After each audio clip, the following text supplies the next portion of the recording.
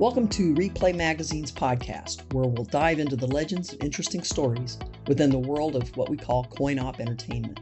That's games and amusement machines you find in arcades, fun centers, bars, restaurants, and beyond. Replay's covered this business for 50 years and is joining forces with industry veteran and former association president Randy Chilton. He is Chief Revenue Officer for National Entertainment Network, owned by Japanese amusement giant Kittleton Genda. And now, here's Randy and this month's Replay podcast. All right, today I am more than honored to be talking to a dear friend and mentor of mine and one of the best amusement operators this industry has ever seen. And I don't make that statement lightly. Today we are talking with Jim Stansfield Jr. of Stansfield Vending out of LaCrosse, Wisconsin. And he has quite a history. If you are a member or interested in the AMOA, which many of you are, this is must viewing because he goes through some pretty critical history. Talks a lot about the experience he's had in the business over his 40, 50, 60-year career. And a nice little surprise at the end, his daughter Janet joins us. So enjoy this podcast. Certainly, but it was fun for me to make it. And let us know if you have any comments. Okay, thank you, everybody. Enjoy, Jim. Okay, well, for anybody watching this who's expecting a fair and balanced discussion, you're not going to get it here because I am a huge Jim Stansfield fan. I think I've known you for, what have I known you for, 35? I tried to do the math, but it got too big. You know, we met on the AMOA board, and it had to be about 1980. What? I'm with you. I've been trying to trace history, and I lose it that far back. I don't know when I first went on, and Well, let's just say I can easily get to 35 years, and it might be a couple of more beyond that. But yeah, when I met you, you were just for full disclosure. You've always been a strong mentor of mine and taught me a lot. I always say that for people not named Chilton, you're on a very short list of people that have helped me through this industry over the decades. So thank you for that, Jim. Well, I think being fraternity brothers too kind of immediately bonded us. You know what I mean? We do know the secret handshake. And for those out there that care, we are Sigma Chi fraternity members. Yes. And I think that probably helped speed the relationship Yeah, absolutely. Absolutely. Yeah. Well, thanks for taking me under your wing all those years. I've been to LaCrosse. I've been to your facility. We've golfed together. We've cried together with some of the things we've had to go through, but we'll talk about When those. you were in LaCrosse, were you at, do you know which, was it the building? Who were you with, or what year were you in LaCrosse? It was probably late 90s, mid 1990s, 2000. When did we move out here? 2001. We moved out here in 2001. I think I was probably in your old building, but it was damn impressive. It was. Yes. I just remember the commissary. You probably had 100 people making sandwiches in there. I was very impressed. Yeah, that was part of it. It was in Muddy Flats. They called it Muddy Flats because they dredged the river for that business park. But it was Parkview Edition. Yeah. Yeah, well, you do have an impressive operation. Hey, rewind the clock because you have a pretty interesting story. Because your dad, Jim A, as opposed to you, Jim Jr. We got to get that straight. But your dad was in the business, and then through an interesting turn of events, you jumped in. Tell us about that? Well, he got on the board with Wally Bohr and those guys, Gene Urso, Clint Pierce. And he was on it for 3 years and very much spoke very highly of it. In fact, encouraged me to get involved, but he didn't choose to go up at all. I don't think at that time he was prepared for it. And he was a very good businessman, but he felt a little slack. He graduated from the 9th grade, and socially sometimes he would kind of back away. You know what I mean? He felt Mhm. inferior, I imagine, with that type of an education. But he was great in business. But yeah, he encouraged it. And, Fred Collins and Mm. Wally Bohr and Gene Urso and Dick Hawkins and who's the guy from Iowa? You did Gene Clyde Urso? Knupp. Clyde Knupp? Clyde Knupp. Yeah. Yeah.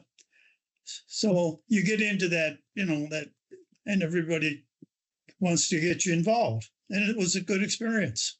I'd do it again. How did you enter you were a teenager, something happened there, and you went to work for your dad, right? Is that how you got into it? Well, yeah, my dad came to Minneapolis one time to visit, probably for a graduation or something, and I met him. And then when I was 14, I took the train from Minneapolis to Winona, Minnesota. And my dad said, when you get off the train, look across the train and you'll see a Shorty's Bar and Grill. And he says, I'll be in there waiting for you. And I went in there and he was sitting in a corner booth counting nickels. Because at that time we had bingo machines, which you could put a lot of nickels in. They were gaming that back then. And he was sitting there counting nickels, and he taught me how to 2, 4, 6, 8, put them in wrappers. And yeah, that was my first experience. And if you can imagine, at 14 years old, I visioned the table was full of nickels, and it wasn't. But at 14, it was a lot of nickels, a lot of money. Was that with those nickels out of a jukebox? No, it was out of a bingo pinball machine. Oh, the bingo machines. Yeah, he had bingo machines in Minnesota, and you could put a lot of nickels in there and raise your odds, and then it could pay back up to 999 nickels back. And then what you did was you walked up to the side of the pinball machine and you pushed a button, and all the credit went away, and they paid you for every credit you had up there back to a nickel. And they were very, very popular. Very lucrative, I guess. Yeah, and it was good entertainment. And back then there was, it was. So what happened after that? So you obviously went to school and college, but did you work throughout the whole time? Yeah, through high school, and I would go and visit him, or he'd come up once in a while, and he would call me, and I'd meet him downtown someplace, Minneapolis. And then I went to work for him after high school, and it really didn't work out. I was living in his house. We were sharing sort of a bedroom. I was, 18, 19 years old. I just got dumped by my girlfriend because I was too far away. And so I left. Nice, and my buddies were going to college at the University of Minnesota. So I thought, hey, that looks like fun. So I enrolled to go to the University of Minnesota. And I majored and I was a major speech and theater arts, and got a Associate of Arts degree and then a Bachelor of Arts degree. And that's where I met Margie, my wife. She was an AD Pi. Mm-hmm. You know how those exchanges were with a fraternity and sorority. Oh, sure.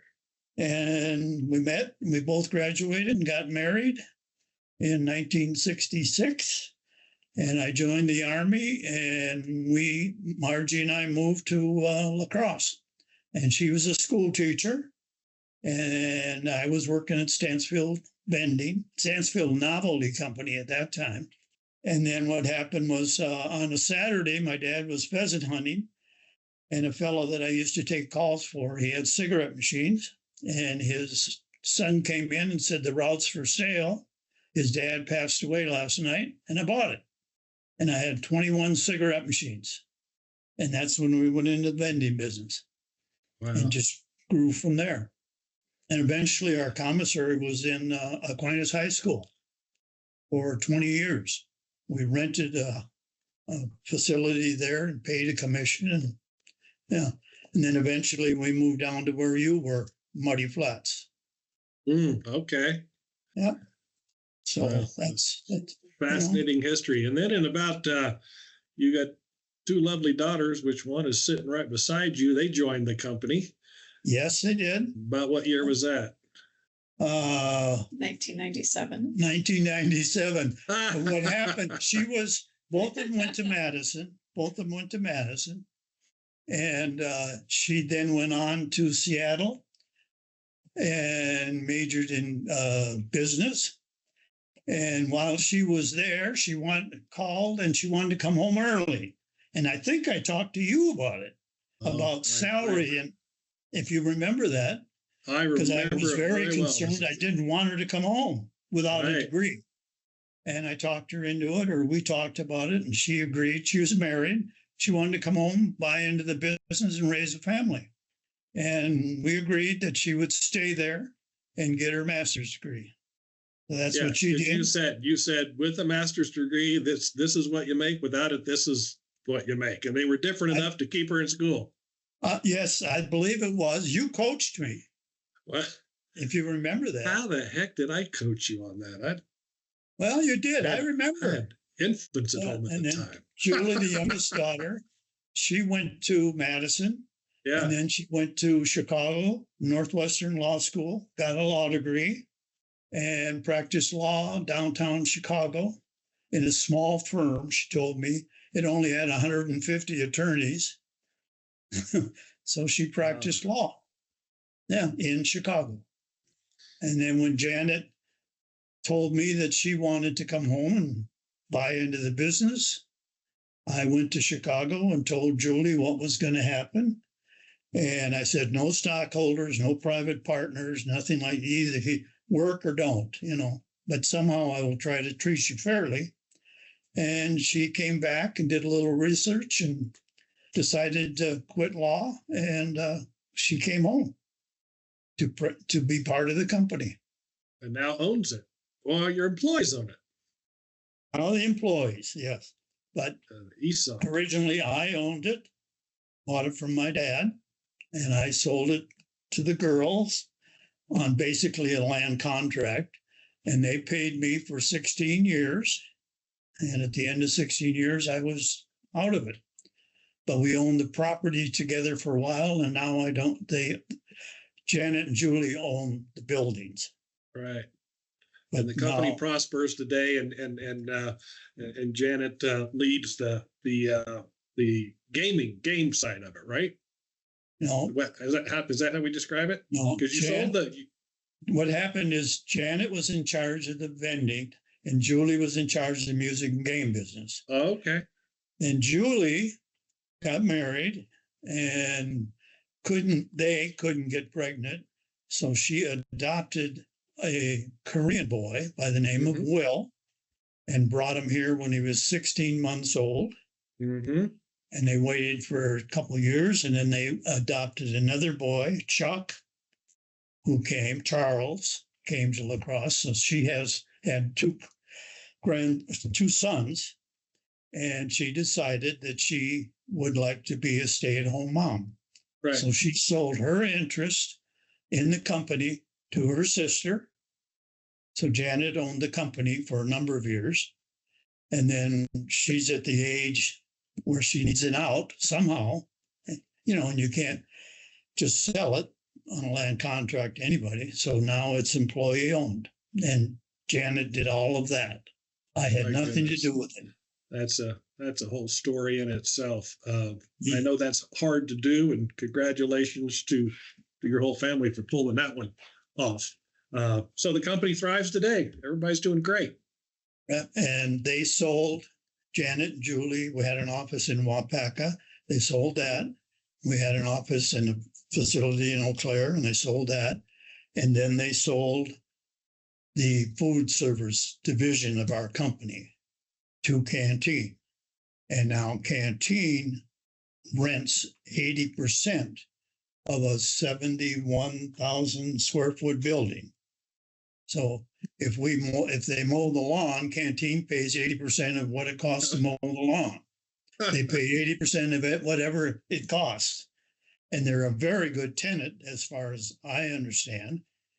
They pay well, and they enjoy the facility, and Janet's the landlord and the housekeeper, and, yeah. So you're your father, you, now Janet, have built, by every measure, a very successful business. And it's gone through generations, which is also very hard to do. I have some personal experience there. How do you, what do you attribute, any wisdom for us? What do you attribute your success to? Well, I think I worked for my father and eventually his wife. And it was very difficult, especially when I was 18 and a smart boy and left and then came back with my wife and then had children. It's very difficult, was difficult for both of us, for me to work for him and for him to have me here, because I expanded the vending business so much, and he ran pretty much the music and game business until he had health issues and had to retire. It's difficult, and it's a two-way street.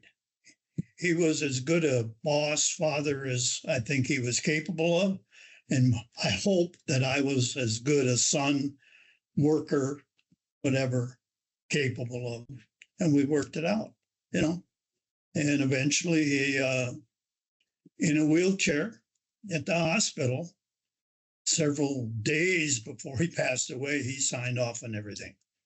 And one of the things I remember a long time ago that he told me, I had lost an account, which really upset me. And he said, son, show up every day, work your ass off, and you'll be just fine. And that's part of the family business. Janet is here. Janet was in Minneapolis last night. Janet drove down from LaCrosse, Wisconsin, to help her dad do this. It's a family business. And nothing against Janet or Julie, but when Julie didn't want to be part of the business, I was pleased, because you hear of so many family businesses, they don't explode, they implode.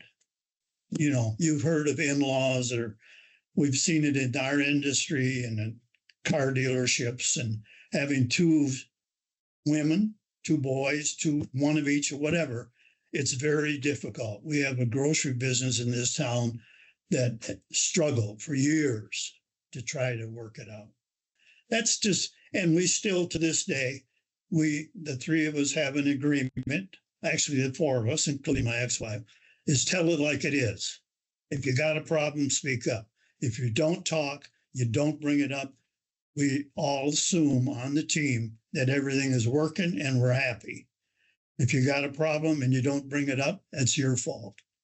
And we abide by that family tradition. Just tell it like it is. It works, you know. That's great. Thank you for all that. Let's shift gears here just a little bit. See if I can do this. I got a question for you. All right. Okay. See how good I am? All right. Yep. It's a Morgan. What's going on here? Is this your hobby, passion, or what is this? Years ago, after my divorce, that young lady with me there was a high school sweetheart. So we reconnected by a phone call one time, and we went and rented a Morgan. And we toured toured England, Scotland, and Wales in a car like that. Wow, I didn't know that.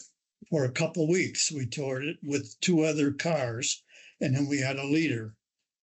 And we toured, like I say, Europe in a car like that. And I always wanted one. Well, when Trump became president, he dropped a lot of the problems of truck, car, or whatever.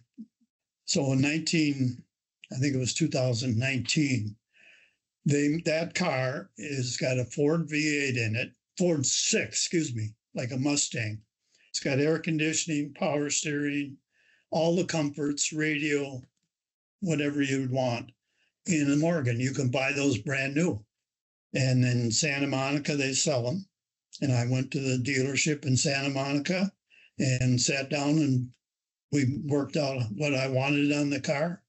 And they shipped it in two pieces, the engine separate and then the body. And that's the day of delivery. And that's a 2019 Morgan. You still have it today? No. Oh. It was a 6-speed. It was difficult to get in and out of. It wasn't a car that you could take and drive from LaCrosse, Wisconsin to Chicago and do it in comfort. Yeah, I would guess. It's low slung, it's noisy, it's quite crudely made, actually, in relation to what a Mercedes-Benz might be. So I sold it. In fact, I sold it to the dealer in Santa Monica. He picked it up and he paid me exactly what I paid for it. Oh, good. He had somebody on the line that wanted to buy it, and they were having trouble getting him. So he paid me exactly what I paid for it. Oh, So, good. now, that doesn't include what I put in it or insurance but just the MSRP, Yeah, you did all right, So- though. because I went to vocational high school to be an auto mechanic. Oh, And I've always had a love of cars. I've had a number of cars. do you own any like collector's cars today, or? Oh, not now. I did have like a 1969 E-type Jaguar Oh, and a 928 Porsche, 911 Porsche, 41 Chevrolet was my first car. I've had a number of Mercedes-Benz. I'm just like cars. I have sure. 2 Mercedes and a Maserati. I know they're a lousy investment and they're nothing but a headache and high insurance. But Well, I nobody buys those cars because you need them. You buy them because you can. So congratulations. yeah, and if you have a love for cars, Yeah. or an interest in them, some people don't, and good for them. They have an interest in something else. So that's the story of that car. Speaking of interest in something else, what is your I know you have a house across the lake in LaCrosse, and you sent me pictures of it, but you also spend time, you still have a place in Las Vegas, is that correct? Yeah, well, we have a house in Henderson. In Henderson. Okay. Kathy and I have a house there. We did have one in Scottsdale, and she wanted to be closer to her grandchildren and her children, and they live in California, and her son belongs to a high-end night golf course in Henderson, and I think they call it Desert's Ridge. It's a very high-end golf course, and he has a home there. So we moved from Scottsdale to Henderson, and we live on. It's a golf course. We live on the 17th hole of the Revere Golf Course in Henderson. I'm making a note of all these nice golf course names you're throwing out there. I'll be coming to see you. My work job, my career takes me to Las Vegas quite often, and that's going to take me to Henderson. I understand. I've been coming to Las Vegas since I was about 15 with my dad. Did you ever go to the shows up in Chicago? Of course you did. Up at the Conrad. Did you ever go up to the AMOA shows in Chicago at the Conrad Hilton? And oh yeah, Wacker Drive. Yeah. Oh yeah. Yeah, I went to as many as he would let me go with him. Yeah. And his wife went along, and it got in my blood. The business did. I mean, you can visualize a college kid from Minneapolis driving a pickup truck and collecting money and moving jukeboxes or pool tables, and I mean that's a pretty sweet job for a college kid that gets paid in cash. Well, my next question is going to be, I think I'm probably going to earn my PG rating now. But when I was in high school, I went to the AMOA shows. That was my introduction to the AMOA at the Conrad Hilton with my father, who the whole family would go there, and they would have hospitality suites on the floors. But he says we could only go to the hospitality suites on the even floors. We couldn't go to the hospitality suites on the odd floors because he said the odd floors were not family friendly, only the even floors. Well, Janet and Julie. Now, not that you would know anything about that, but I mean, I just heard that.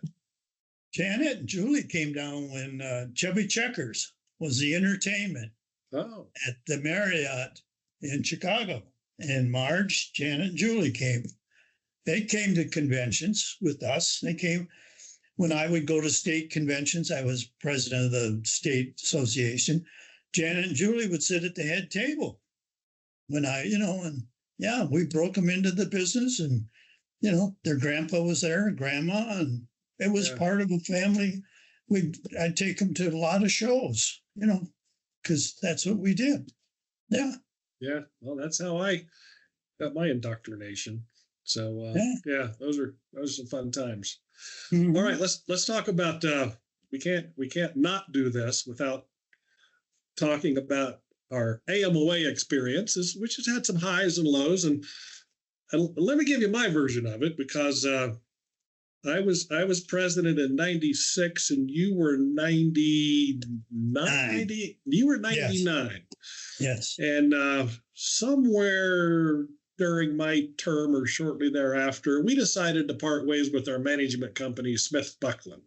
Yes. And you were right at the part of that. And I remember a meeting in the lounge at the Admirals Club and the American Airlines Club in Chicago, where we communicated that message to their things. You remember that meeting? Oh, yeah. I think it was you and I and Don Hesh. Yeah. Maybe Jerry Derrick was there. I don't know. But anyway, we passed on that message. And shortly after that, my career changed. We sold to a big company. It kind of consumed a lot of my time. So I was involved in the termination, and everything after that just went fine. Is that kind of how it happened? That's kind of okay. That's not how it happened. But why don't you talk a little bit about those years? Because I just want to say it in front of it is it turned into a very turbulent time, and the future of the AMOA was not a certainty. And you and Don Hesh, with support of a few others, I'm going to say saved the association. Tell me about those years. Well, it originated back in Hawaii with Tammy Norberg was her mid-year there. Right. And three of us were struggling, wanting to be president. Well, what happened was Jerry Derrick got the bid. He was going to be the incoming president. Don Hesh filled an unexpired term, and I was off the board. And it was a long airplane ride home. I was very, very disappointed that I didn't get selected to go up. Then what happened, Tammy Norberg, months later, called me, and a director from California resigned, and she asked me if I would go back on the board. And I said, you bet. I liked the experience. So that's what happened. I got back on the board. And then what happened was Jerry Derrick, who, as I remember, didn't get some of the credit that he should have. Because I remember meetings with Jerry Derrick, and he said at the time, AMOA is going broke. And some people just kind of reared back or whatever. He was a Southern person. He had a Southern accent. Also, he was very hard of hearing or talking at times. So he didn't quite get the attention that I remember now that he should have, because he was the first person that I truly remember him saying, we got to do something. We're going broke. And then Don Hesh was his vice president. So Don was in a perfect place living in Chicago. And Don is very aggressive in business. And then what happened was I got back on the board. I became the treasurer. And then Gene Wenstead resigned because he wanted to be mayor of Bloomington. So that moved me in to be Don Hesh's vice president. Wow. And that was when it really came to head. And I would drive, I made N number of trips. I slept in Don Hesh's home many a night. And we just looked at everything, and Jerry Derrick was right. We were going broke. And the membership was not strong. The membership wasn't truly involved like we thought it should be, and it was falling apart. And I don't know I don't think the blame is necessary. I think it just happened over a period of time where we let things go, we let them manage us. Maybe they too, we had an office on Michigan Avenue, high, expensive, up on the 20th floor. We had a warehouse, which nobody knew about, on Michigan Avenue, which was very expensive. That's one of the things that Don Hesh and I and Jack Kelleher went down there and picked it all up, hauled it home in Don Hesh's trucks. We were paying a high rent for a warehouse that we didn't need. And a number of things like that just accumulated. It was just, you got to look at it. When you've got a president for 1 year, there's a lot that can happen or doesn't happen, and all of us are volunteers. We're running our own business at home. Luckily, I had a vice president by the name of Gary Nelson that was like my brother. And he was with us 44 years, I believe. He was so important to our company. I remember that. A quick story with Gary Nelson. When I told him that Janet was coming home, I thought I was going to be in trouble with him. You know what he told me? He said, I expected that. I anticipated it. He says, one of two things is going to happen. Either they'll do real well and I'll get to ride along with them, or they won't do well and you'll need me more than ever. And he stayed all the way through the girls. And that attitude, that was him. And it was so true, But back to AMOA, Don Hesh, again, giving Jerry Derrick some credit. But when Don got to be vice president, things started happening. Basically, we started looking at all the books. And Don, I was with him when he fired people of our management team. And, what are we going to do now? Well, years ago, I don't know if you ever knew, one time MOA had Fred Granger. I remember the name. Director. Yeah. I'm not quite that. So we were going to go back to that type of management. We interviewed individuals. Jack Kelleher was one of the interviewees, and we hired him and moved out of, Michigan Avenue and started chopping. Don Hesh took a loan from his bank to pay AMOA bills because we didn't have any money. When we sat down and figured out what we owed everybody and what was coming in, we couldn't make it. Yeah. And he stepped up, and Jack Kelleher was so common sense, so good. It was just a match in heaven. You know what I mean? The way Jack just took hold of everything. I called him one Saturday and he told me he was at the new office, which was part of AAMA at that time. And he was moving in used furniture that he found in the office with his brother-in-law on a Saturday. He was starting to get the office put together with desks and chairs on a Saturday with his brother-in-law. Yeah. And that's the kind of guy Jack was. He was critical. Like I say, a match made in heaven. Yeah. Wow. Somebody's watching out for us because, as you know, the association's thriving better than ever now, but pretty close call back then. And Don took a bank loan out to pay our bills. Who does that? We miss that guy, don't we? Well, like when we moved out of the warehouse, he called up and had a truck or two come down on Michigan Avenue, and we loaded all paper products from old stuff. In fact, I was in the truck with the driver from Esch, and the bed was hitting the wheels or something, making noise. It was that loaded, full of stuff. And we went to Esch Company and loaded his containers as full as we could, his his trash containers. And it took a couple weeks of loads, to get rid of this stuff. I didn't know that we had a warehouse in Michigan Avenue. Yeah.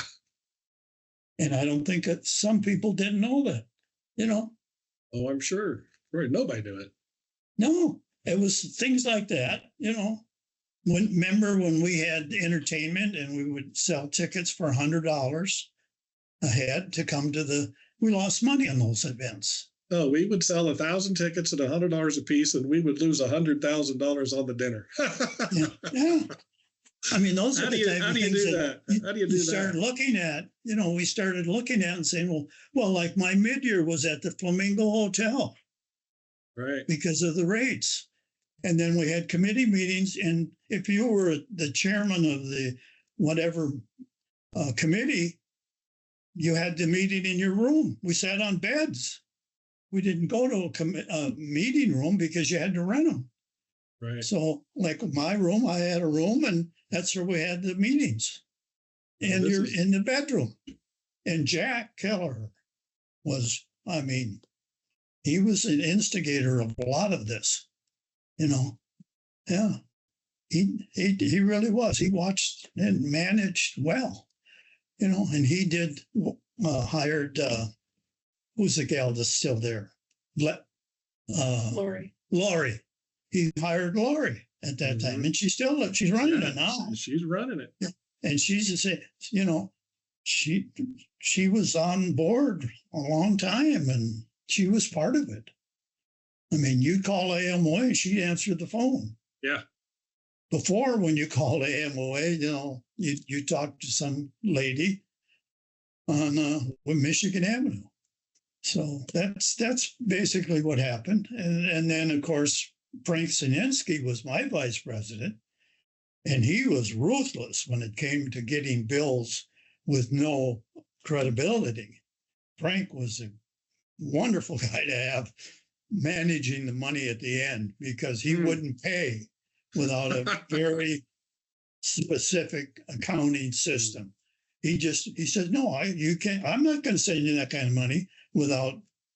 Where's it going? He was very good. Frank was. He was tough and important at that time because, as I said, we were broke. Yeah. That's the message I wanted. This is must viewing for any AMOA board members today, because these stories tend to get diluted over the years. But that was a very interesting time. A lot of people stepped up, you as much as anybody. But when I think back, it was just an ongoing, at the end, unhappiness. Right. I had a number of past presidents, and it was just that unhappiness that we weren't, and maybe we had the wrong company later on to run our organization. Yeah, but it all got fixed, and business is good today. So so that's the story. One other thing I think we can talk about this. I want to talk about your friend and my friend, Ted Firkin. I know you've stayed in touch with him, and people that watch this, some will know his name. But I talked to him a couple of days ago. Tell us about that. How's he doing? Well, we met at Notre Dame. You met Ted at Notre Dame, okay. At Notre Dame, yes. And Ted at that time was with a Russian fellow that worked at some company. Len Schmecken was his name. I remember. And at the time we sat after hours talking about it, because myself and Gary Nelson, we had tried to computerize our company.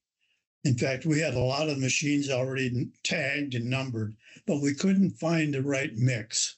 And we were talking about just music and games. And Ted Firkin was there, and we talked about it and gave him a list of all that we wanted, that our company and some other directors made a want list of how we wanted this computer program to work. And one of the deal breakers was it had to be 100% straight. Oh, absolutely. Every machine, every nickel had to be part of this. No extras, no R factor. That was the critical number because of the industry that we're in. You bet. And he came up with it. And Silent Gary partner. Nelson, Gary Nelson was part of this because he'd been trying to get it the other way, and we couldn't. So when I told him about this deal that I was going to make, he, oh God. So he went down to Springfield to meet with Ted. And then we had an employee lady. She went down there to see it because she was part of it. And we'd been through like 2 or 3 companies trying to get this done and couldn't. So they went down and checked it all out. And Ted came to LaCrosse, Wisconsin. And we bought some computers. And he was very much a part of it. And he went on from there and was very successful. Right. And called Silent Partner. And we used it, forever. And he was a vice president. And there's no secrets. He got in trouble with the law, and it's questionable, it's debatable. It was a white collar incident. And he went to prison. Right. And that's no secret. If you talk to Ted, he'd tell you he went on vacation. He's a straight guy. But he's had cancer now 3 times, bladder, right lung, and now the left lung, now right lung. And he's in radiation right now. And he's retired. He lives in Arizona. And he had a nice friend. She passed away. They were together for a number of years. But he's got good support from his children and grandchildren. Yeah. He's got a good attitude, and he's doing well. Healthy. He's 88 years old, July 4th. Yeah. And we're buddies. We've been buddies ever since. Because if you know Ted, he comes on a little like a used car salesman at times, a little aggressive. So it took me a while to realize that he was real, and he is very sincere and a very good operator. He just got a couple missteps and got in problems. So he's still active. He worked. You were helpful with me getting him a job at Pyramid Industries. You and I talked to the owner at the show and told him that we had a gentleman that was really sharp, very active in the industry. And we told him the truth, that he had one misstep, and he hired him. Yeah. We said, if you want to sell a lot of card readers, you need to hire this guy. And they did.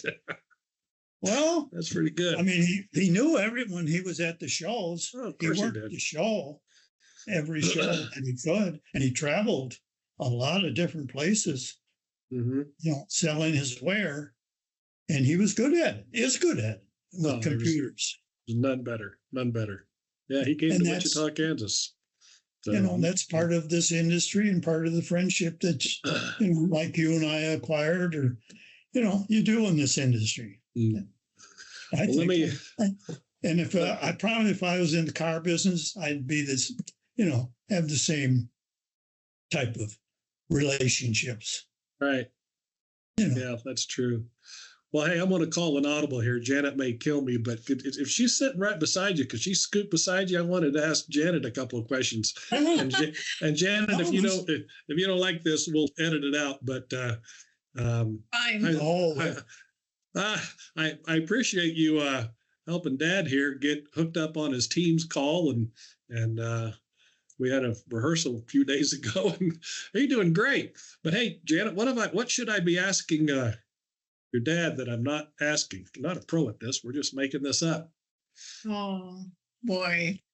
No, I think you've done a great job. It was nice to just be a fly on the wall sideways there, and just be able to listen to it. But I think, it can't be understated what he said earlier. And that's what he told me when I started, because this business can really get you down sometimes when you lose an account. It can be, there's some negatives for sure to this industry, right? And what he said earlier, I bet I think about once a month still. And I've been doing this for 30 years, which is you do have to get up every day and just take another whack at it. You got to work every day. and just not let it get you down, and just get up every day, and then just keep, it's hard work creates luck. So, and whether it's Stansfield or your business or AMOA, you create your own luck if you work really hard. And that's really all we've done. We've stayed at it. We're too stubborn to give up. So it's treated us very well, family-wise. It does, truly. I mean, it's been, and we've had this, motto of get together, and it's a family. And my ex-wife, Margie, at times years ago was involved in it. When we opened the food service at Aquinas High School, Margie, my wife, had a backpack on her, and Janet was in that backpack. And Margie was wrapping chocolate chip cookies in our commissary at Aquinas High School with her on her back. Janet was on, yeah. Oh, that's fantastic. Yeah, that's she worked. fantastic. She worked in the commissary during college. That was one of our requirements. Was when you're not going to school, you had to go to work. And she worked at Stansfield Vending. I started washing cars when I was 12. So yeah, she did. At Muddy Flats, she and her sister on Saturdays would come to work and wash trucks and cars, because we washed every vehicle every week. Now you would pay them for that, wouldn't you? Yeah. Okay. Oh, yeah. No. Yeah, so it was great. I was thrilled at 12 years old to be making money and washing cars on a weekend. To Julie and I, that was fun. We had a great time. Yeah. And it just taught us a certain work ethic. And, there were no cell phones back then. So what were you going to do as a 12-year-old? What was I doing at 12? I don't know. I don't remember what I was doing at 12. But, that's fantastic. I think one of the coolest things, as I've known you for decades, is watching your whole family and how you work together and the relationship that you have, because working with family members is hard. It's hard being a family member. Then when you integrate business with that, it gets even harder. And you guys seem to have found the magic formula. So I think that's pretty cool. But, we've had some speed bumps along the way. Let's not, embellish this relationship. I mean, we've had some speed bumps. It's normal, Yeah. But nothing of any significant speed bump. That's what I would say. But we've had some discussions. Yeah, you had some conversations. There's been some family meetings. Yes, we've had family meetings. And that's how it works, is we all get together and have a family meeting and figure out what we're going to do and how we're going to do it. And at the end, shake hands and go on your way. Well, that's good advice for anybody listening to this. Just put the family in the room, figure it out. Yeah, and talk in person. Yes. As we sit on a Teams call. Well, yeah. Yeah. Technology is wonderful, but if something's wrong, make sure you talk in person. Oh, that's really good advice. Well, I just love that we were able to chat, and Janet, you were able to join and made all this technology work on your end. And this will be must viewing for anybody that's, served on the AMOA board, because you went through a really important part of the history and your company's history. And you're playing a little golf today. Is that what I understand? You're getting out a few times a week? Tuesday, Wednesday, and Thursday. 11 o'clock. 11 o'clock. Everybody's welcome. Yeah. We great. have a group of guys, that show up, and when it's warm, we're down to 9 holes, though. I have trouble with the hot weather, and yeah. I used to walk. Now we ride, but a group of guys. I've been riding since I was 22. Oh. Well, at one time I had one of those follow carts, Oh, really? Yeah. And, it got to be that I would use it on the front 9 and ride on the back 9. And then pretty soon I gave that up. And it's just part of, what it is. But I like the game. I took the game up when I was about 40 years old because Servamation, I don't know if you ever heard of them. They were a national vending company. They came to LaCrosse, Wisconsin for the Train Company, Train Heating and Air Conditioning. And the manager was soliciting some of my accounts on the golf course. So I figured I better get my butt out there. So I I never played golf in high school or college. I didn't even know what golf course was. And so I joined the Lacrosse Country Club in 1966, bought a new set of pings, and started playing golf. Several years later, we bought Servamation out. Janet was part of it. And we used to have their desks and chairs. I don't know if they're still there, but we bought Servamation out several years later. Yeah, but that's what brought me to the game. Was a competitor. Perfect. Well, a lot of business done on the golf course. All right. Well, they tell me after 30 minutes, people start tuning out. I think we blew past that a few minutes ago. So, but it's just fun talking to you guys. And Janet, thank you. And Jim, it means a lot. This is a highlight of my week sitting to chat with you. So thank you a bunch. Well, thank you for doing this. And lastly, I would encourage anybody in this industry to be part of AMOA, because what you will learn there, the friendship you will make, the advantages that you will gain by attending shows or intermingling with fellow operators or manufacturers, distributors. It's vital if you want to enjoy the business too. Not only learn a lot, but enjoy. Well, case in point, this relationship, and people can tell just by listening that it goes back a long time and is very sincere. This doesn't happen without AMOA, because that's how I met you. So I agree with everything you said. That is very true. Take care, my friend. Janet, thank you very much. Thank you. Bye-bye. Thank you. Bye-bye. Bye. Game over.